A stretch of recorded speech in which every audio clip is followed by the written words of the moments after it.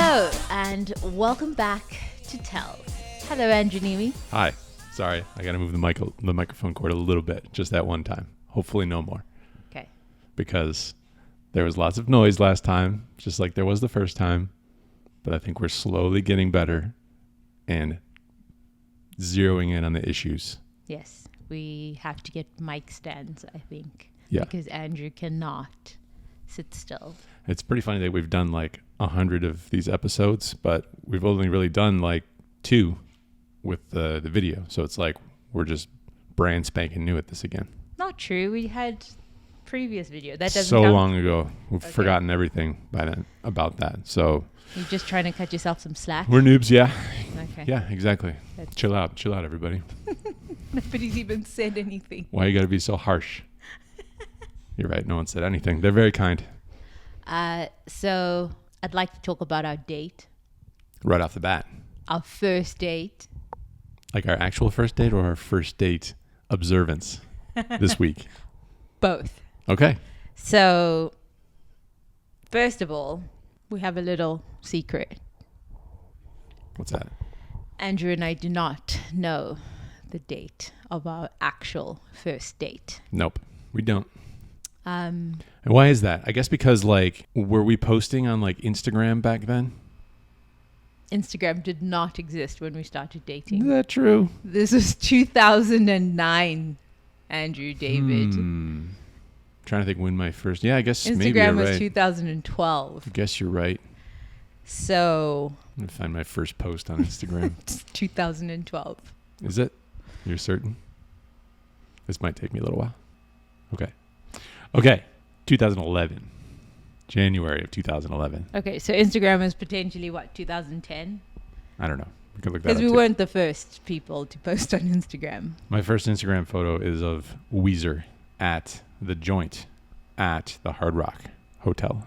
Okay, nice. You don't care about that? No, Okay. absolutely not. Okay. But yeah, our first date was before this. Yes, and neither of us has the actual date. I'm just trying to come up with an excuse for why I don't know the exact date. It's because it's Instagram's fault for not coming out sooner. Because people can get away with it these days. I mean, I don't know if we would have posted something anyway. Would we have taken a photo and posted it on Instagram? No, because then people ask questions. Who's that? Uh-huh. What's happening? Yeah. Who's that guy? Who's that girl? So that was a waste of time for me to look that up in the first place. But maybe you could have posted something about the night without saying why you were at a certain place. Yeah. So, yes, we have this shame of not knowing when our initial first date is. You know, people have first date, first kiss, first, all these firsts. Okay. I don't think we know any of these firsts. So that's the secret. We don't know our actual date, but we sort of picked a date Yes. and we put it in the calendar and I set the yearly reminder. We picked September 21st because we just based it on having met in late summer, which would have been August, right? Yep. Late July, August. Yep. And then Andrew went to Michigan for maybe a month, maybe 2. Who knows? No, 3 weeks, maybe 2. Easily 3. And then we had our first official date. And that began as a disaster. So dramatic. Was not a disaster. Okay. Will you share with the listeners of the podcast what happened on our first date? There was construction happening on the way to pick up Busi and a detour. So my maps that gave me the directions estimated that it would take a certain amount of time. It was actually much longer in reality that it took to get there. I still remember that it took me up the 95 rather than down the Summerlin Parkway. And I was like, crap. But is that such a disaster? I mean, we did have reservations. We had reservations. I was dressed and waiting. And for me to think, there's this boy that I like, and he's even offered to pick me up.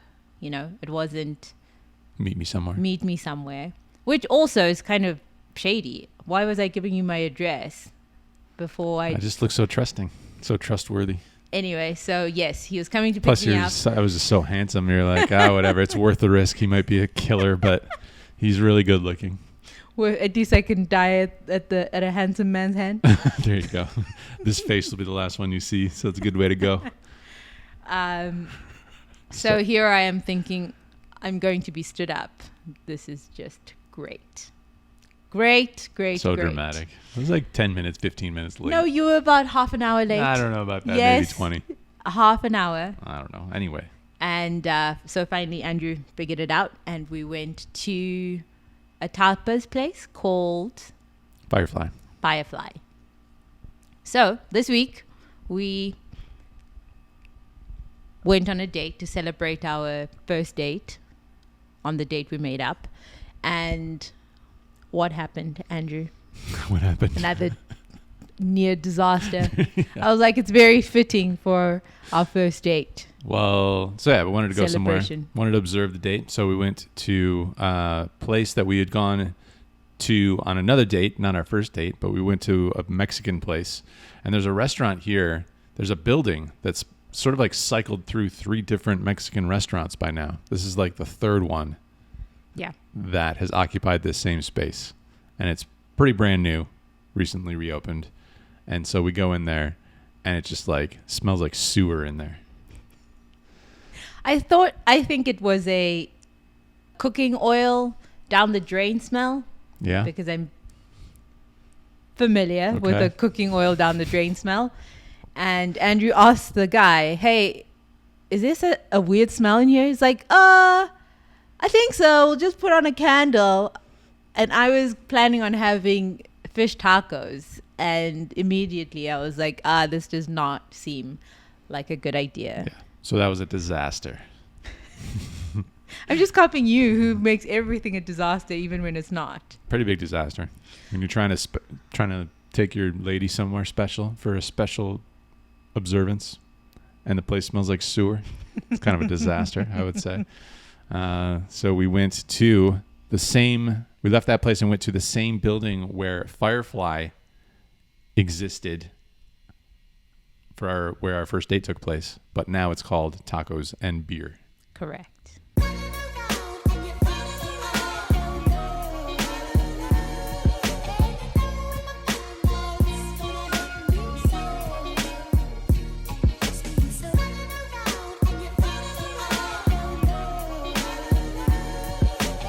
Oddly enough, Firefly is right next door to that place now. Yes, but we no longer go to Firefly after we'd gone on our date to Firefly, they had a couple of issues with... Yeah, they poisoned like 30 to 100 people. I don't think they did it on purpose. No? No. But after that, it just was less attractive to go to Firefly. I guess so. And yeah. I think that location was so charming and cute. Mm-hmm. And the new one is just large and not so cute. Yeah, I agree. But anyway, margarita night. I had a couple of those. I had one and I suffered dearly. Did you? Yeah. Why? Well, my Whoop told me I was suffering. I felt fine. Your Whoop is your sleep tracker, heart rate monitor thing, which I have as well. Yeah. But you felt fine, but it told you need to feel bad today. Yes. So therefore you suffered. I did. I was fine. I was good. So yeah, that was the reenactment of our first date, or celebration of our first date. Are we going to try and do better by like remembering things? Will we remember if we have a child when we got our first child? Will we remember if we get a pet? The date we we have Instagram now, so we can always just check back on when that first post was. First day home for little Charlie the Dalmatian. Charlie the Dalmatian. Whatever kind of dog Charlie ends up being. Okay. So yeah, it will be good. All right. What else do you want to talk about the first date night? Because the night didn't end there. We went to Velveteen Rabbit.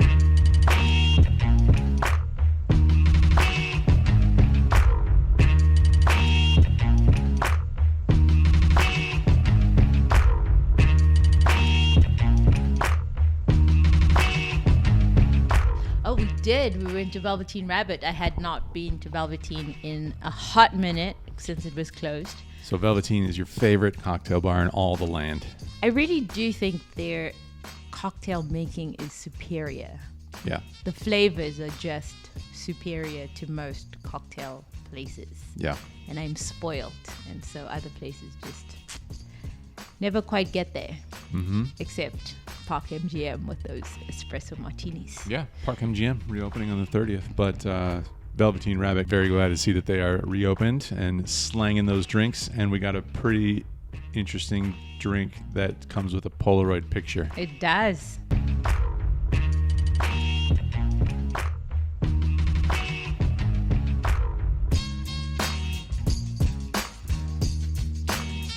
Polaroids are not made for dark environments and people with a darker hue.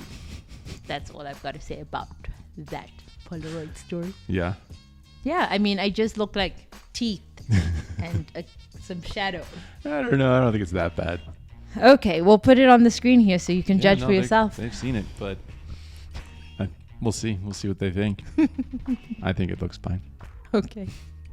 So I look nice and tan in it. You do. You look very tan. Mm-hmm. But yeah, so that was Monday out on the town in Las Vegas. Yeah, I guess that was the high point of the week because I don't remember anything else about the week. That's very sad. Why?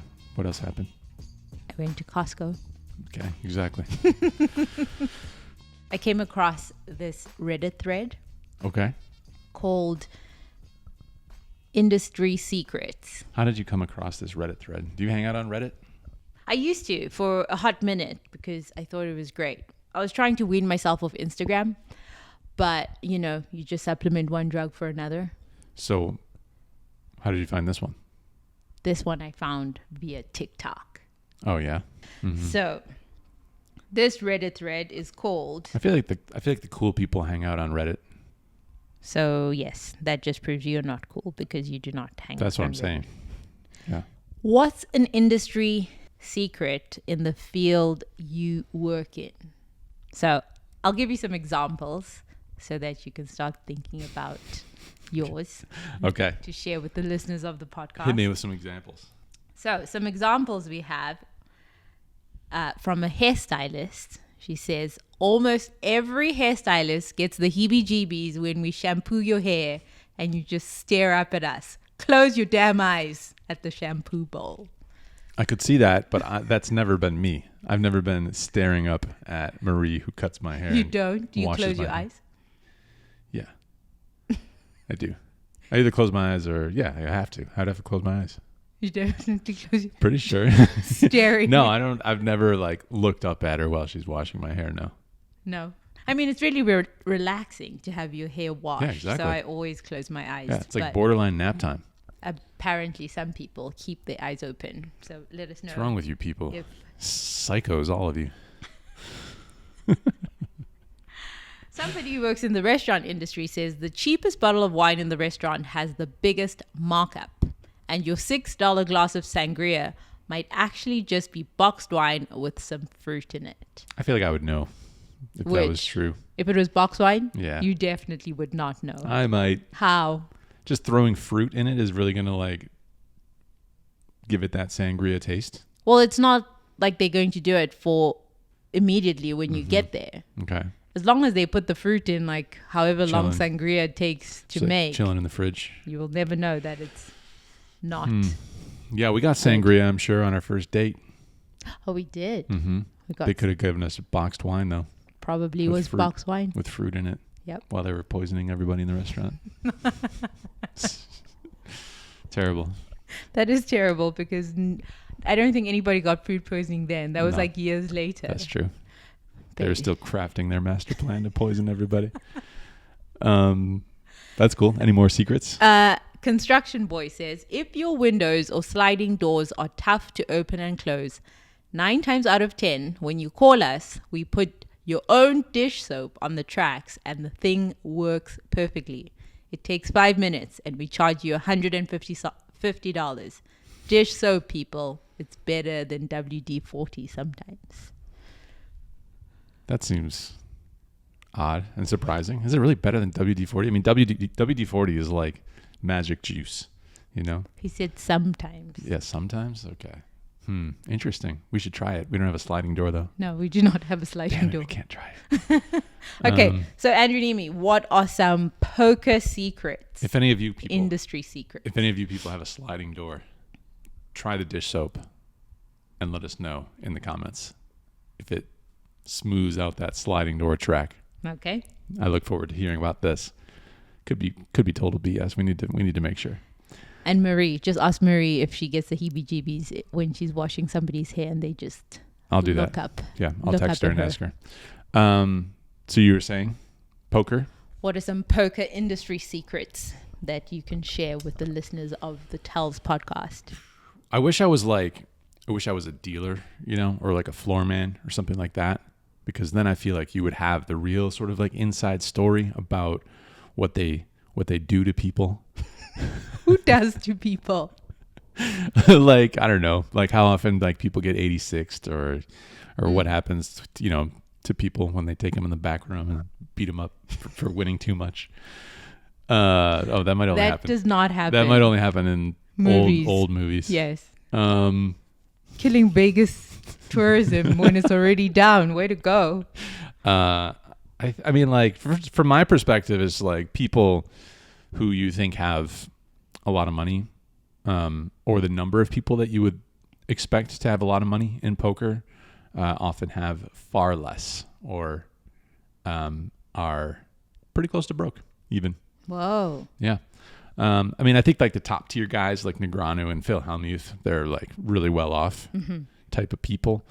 But I think like the next tier down from like those guys, and certainly like 2 tiers down, you know, there's like a lot of people that like grind tournaments, and a lot of times they don't have 100% of themselves or like anywhere near that amount. So, you know, this number that's on the Hendon mob it could be 7 figures, but like the amount that they've pocketed off of that is, you know, maybe a quarter of that, if that. So that's kind of like, it's not as fun as like the dishwasher soap on the, you know, the track that they steal from the under the sink. Or that you're selling us box wine. Yeah, that's not really as fun. Yeah, I wish I had something like more specific to like how often the chips get washed, which is basically never. I remember gross. I remember the bicycle casino in Los Angeles. They purchased some big chip washing machine, and they posted it in action.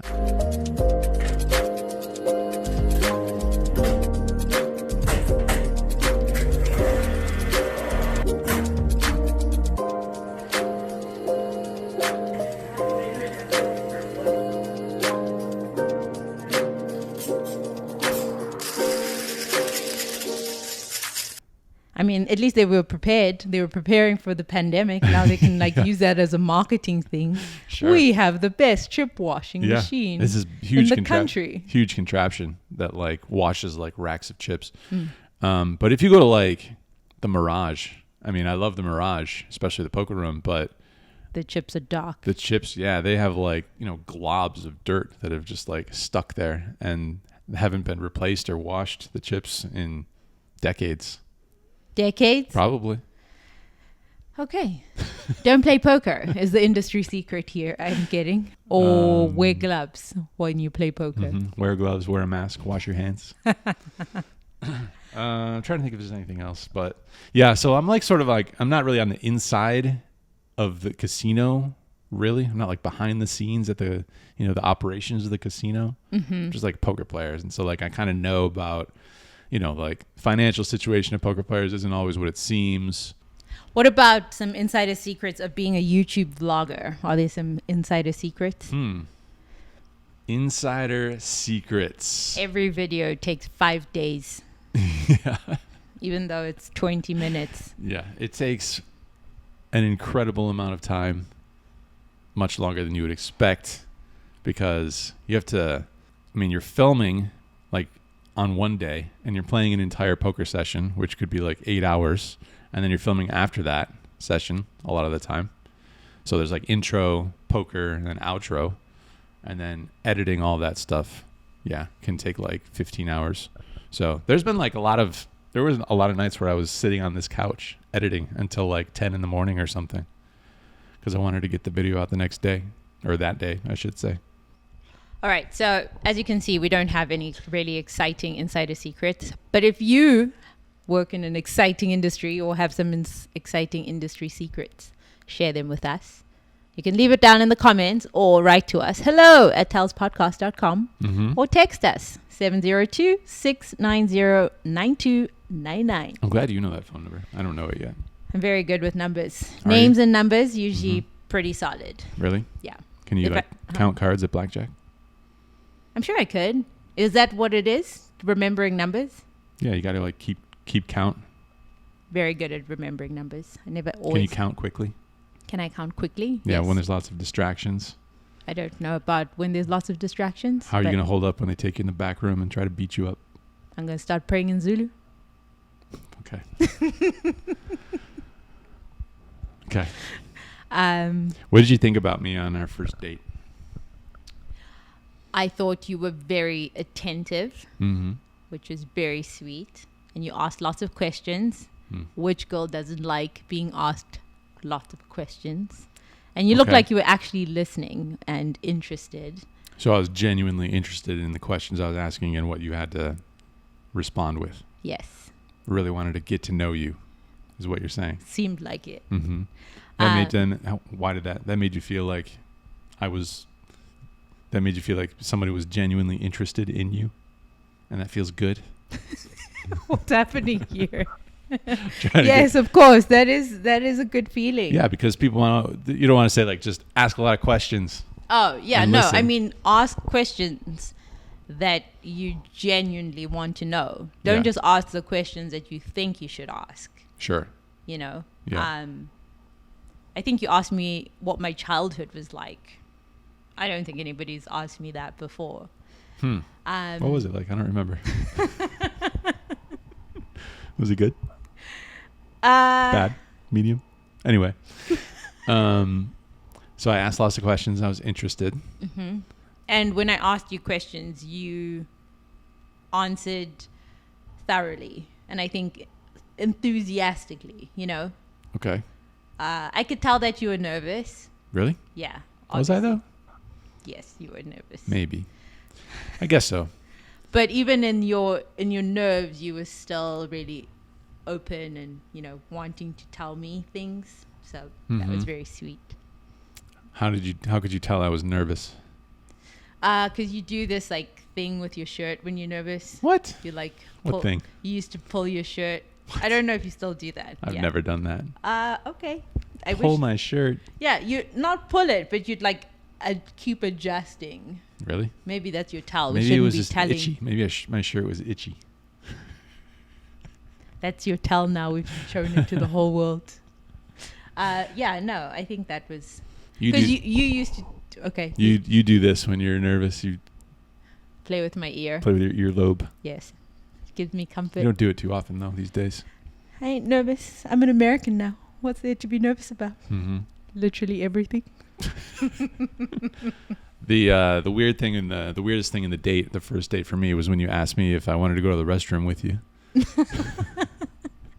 Well, I just was saying if you want to continue this conversation, you can just like come and wait outside the stall and we can continue chatting.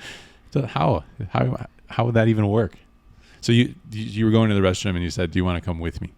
What did you think?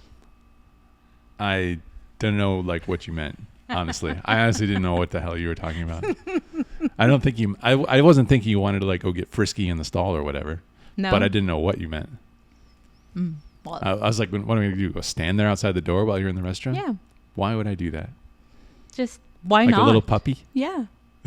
I could tell that you were besotted already. So what does that mean? Never heard that word.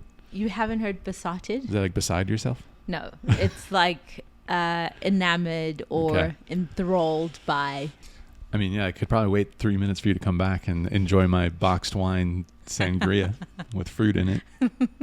What did you think of me when we on our first date?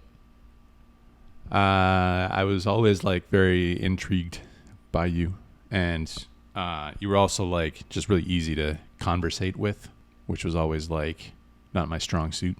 So yeah, just like the combination of those things, and super cute, of course. Because I'm nosy. I will ask you a lot of questions. Nice little body. What? What? You were looking at my body on the first date? Obviously. What do you think I am? Some celibate? Some priest? Some priest. Okay, let's move on from this first date. Thank goodness we have a first date, and now we have a date to celebrate our first date. Uh-huh.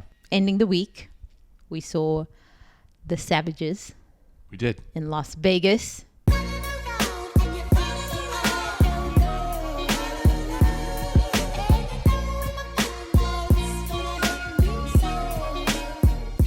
They left the nuts back home. Yeah. Parents' trip to the Vegas Strip. Do you like how that rhymes? I guess. Anyway, we finally got to go to Lucky Day, which is that new mezcal bar downtown Las Vegas. Yep, on Fremont Street. Yes.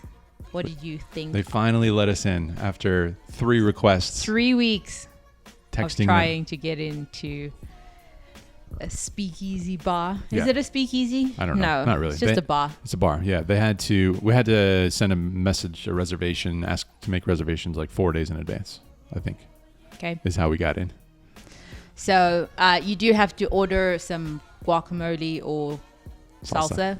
Chips and salsa, guacamole and salsa. Oh, what? Guacamole and chips?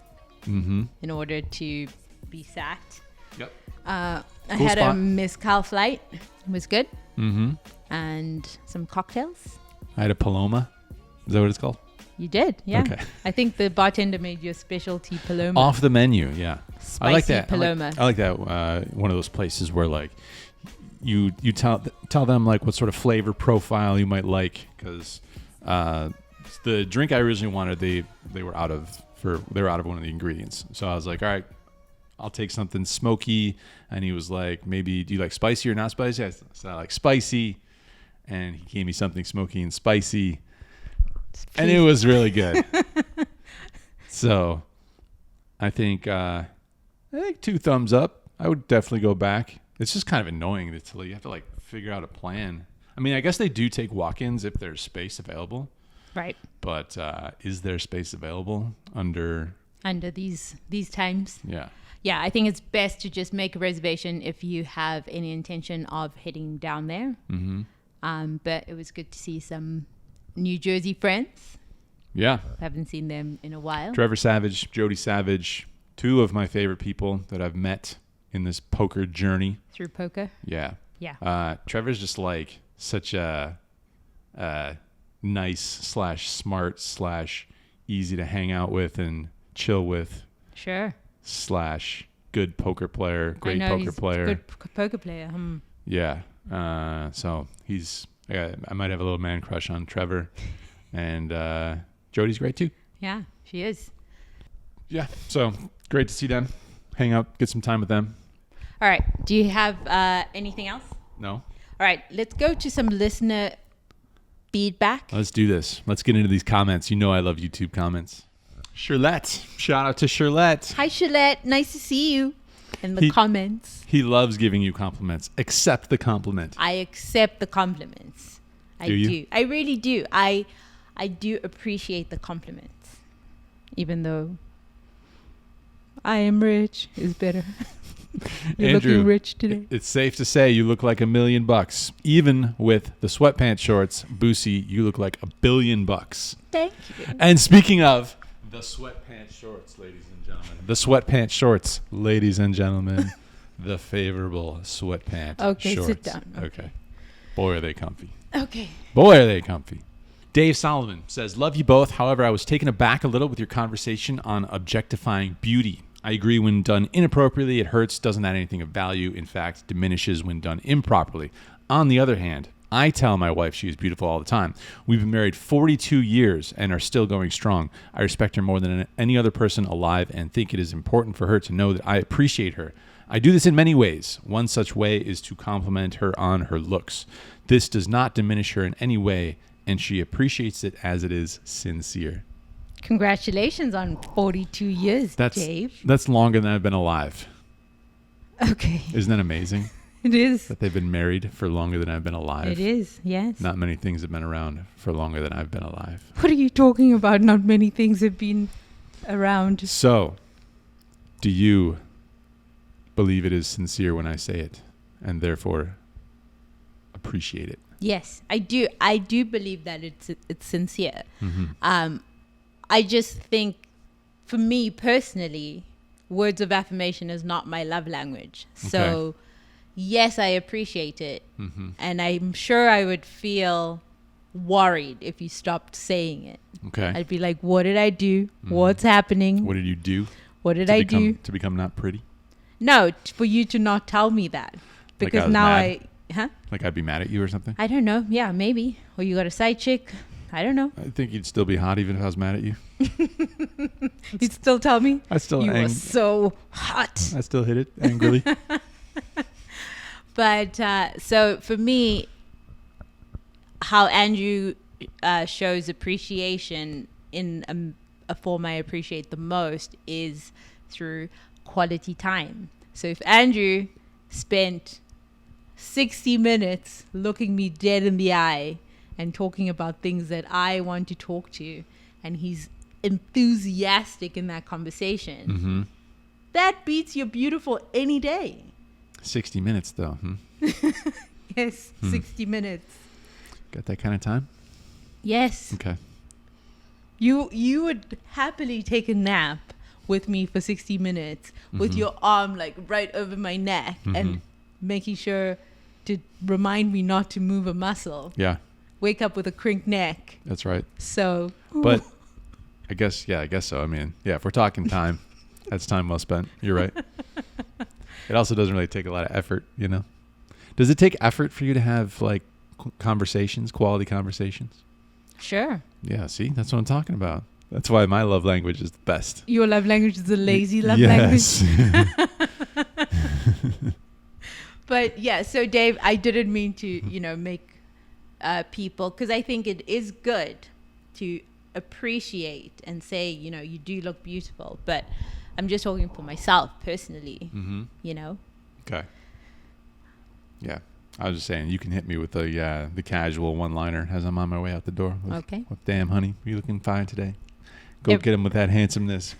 Don't Every hurt day. him too much, baby. Every day, I will tell you. Every day. Appreciate that. Thanks. All right. So we got a voice message text from area code 253. Hello, 253. But really, if you wouldn't mind leaving your name, I'd like to know who is in area code 253. Okay. Personalize it a little bit. Yeah, maybe. Mm-hmm.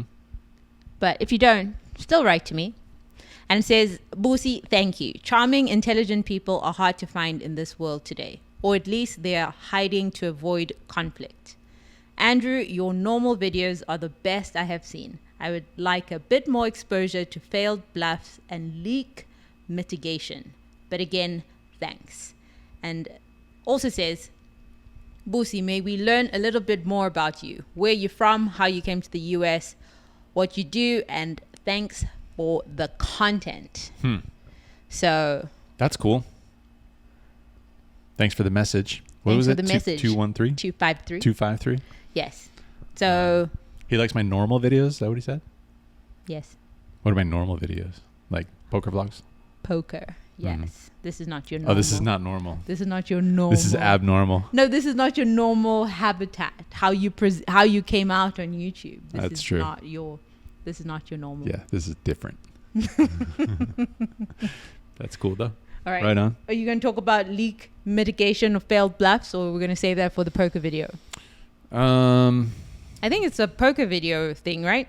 I'd like a little bit more exposure to failed bluffs. Sure. So he wants to see hands where the bluff fails. Yeah, I don't think he means like me and you, me like trying to bluff you on whether I did the dishes or not. No, I and don't. it failed, and you realized they weren't done yet. No, I don't think that was the question. Leak mitigation sounds like. The tap.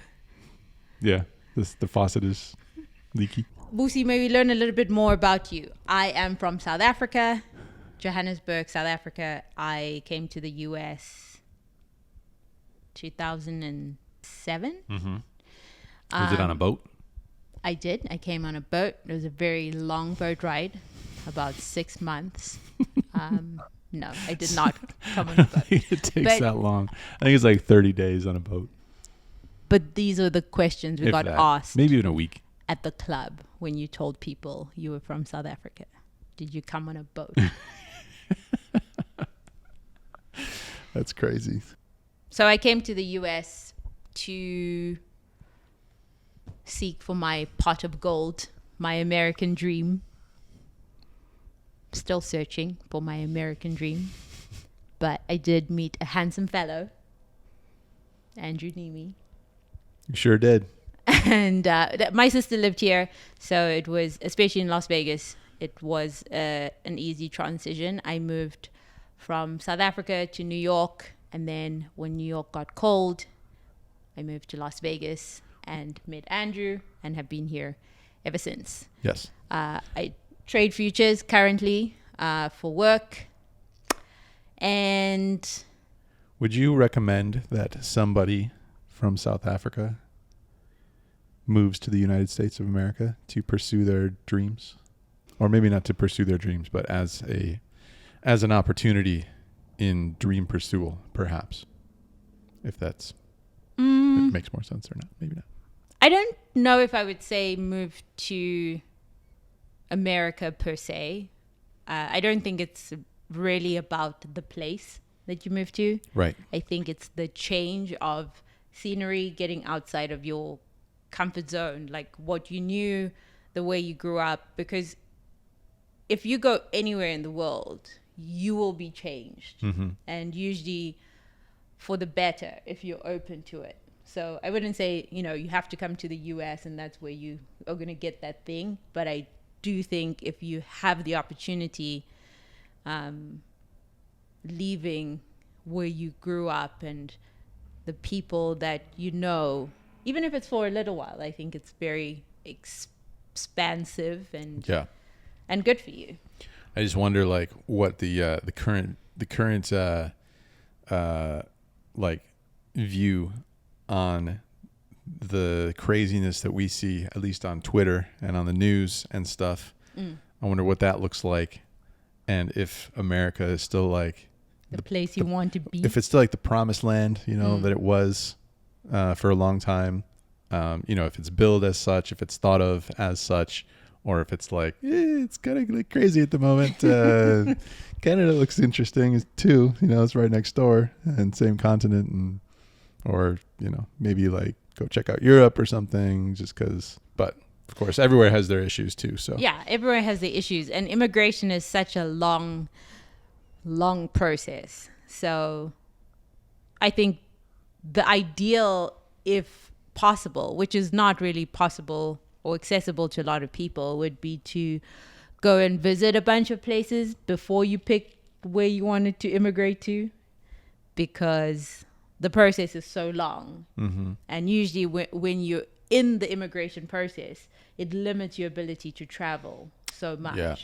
So if I could do over, I would have traveled to Asia and all the other countries first before I picked America. So all the other countries? All the other countries. All of them. Go to all of them first. Yeah, but I was too poor anyway, so it doesn't matter. But, or try and learn about the cultures and see where you might, like somewhere that piques your interest, So. Right on. I'm glad you picked America. Yeah, I actually never thought America would be the place.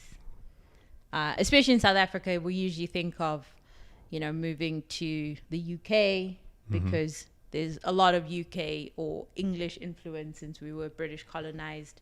So even when you go over there, that, people drink tea and there's certain things that you will miss from home that you can eat. Mm-hmm. I remember when I first moved to the US, I called Cox Communications, which is our TV and internet, and I said, "Which channel is the cricket on?" And the lady was like, "What are you talking about?" But if I had moved to the UK, that would have been a very valid question, like a very simple question. when I got internet. Like, oh, what channel is the cricket on? When she told you that's just not going to be happening, did you realize you made a huge mistake? Grave mistake. Grave error.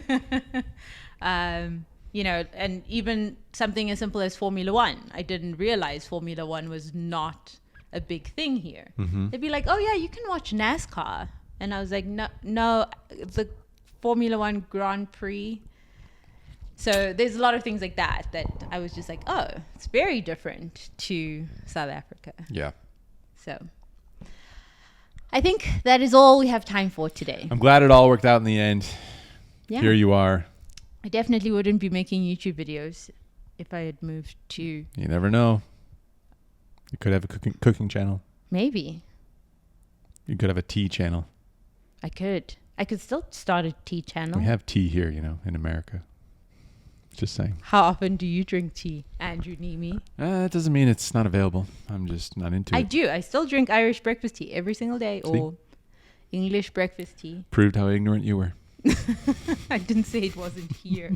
Anyway, I think that's all we have time for. If you like this podcast, please subscribe to the channel. Leave us a comment down below. Click the thumbs up. Apparently that helps too. Yes. Tell your friends. Send them this video. And we'll talk to you next week. Bye. Bye.